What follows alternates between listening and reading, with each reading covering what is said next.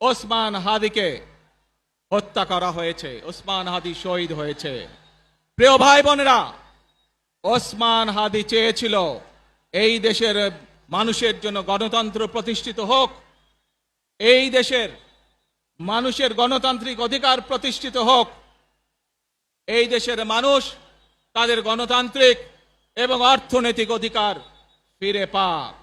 আজ 24-এর আন্দোলনে যারা শহীদ হয়েছেন, ওসমান হাদি সহ 71-এ যারা শহীদ হয়েছেন, বিগত স্বৈরাচারের সময় বিভিন্নভাবে খুন গুমের শিকার হয়েছেন, এই মানুষগুলোর রক্তের ঋণ যদি শোধ করতে হয়, আসুন আমরা আমাদের সেই প্রত্যাশিত বাংলাদেশ গড়ে তুলব, যেখানে আমরা সকলে মিলে কাজ করব, যেখানে আমরা সকলে মিলে আমাদের প্রত্যাশিত বাংলাদেশকে গড়ে তুলব।